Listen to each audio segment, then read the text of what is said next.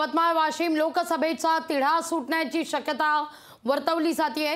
दुपारपर्यंत भावना गवळींच्या नावाची घोषणा होणार असल्याचं सूत्रांकडून आता कळतंय।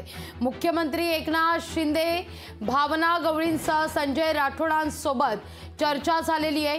इच्छुक संजय राठोडांची मुख्यमंत्री एकनाथ शिंदेंनी समजूत घातल्याची देखील माहिती समोर येते।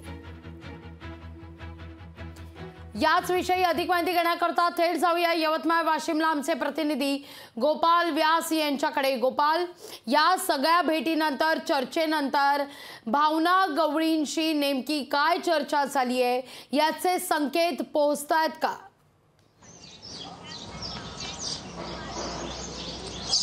नक्कीच लागवीजी, पाहायला गेलं तर वाशिम यवतमाळ लोकसभा मतदारसंघात जी महायुतीची जी जागा होती ती भावना गवळींसाठी धोक्याची मानली जात होती अशी देखील चर्चा चालू होती।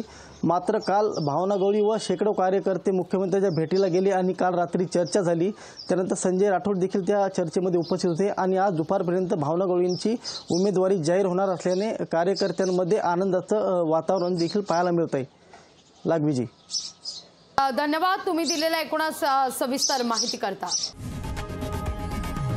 लोकशाही मराठी ऐका, पहा, जागरूक रहा।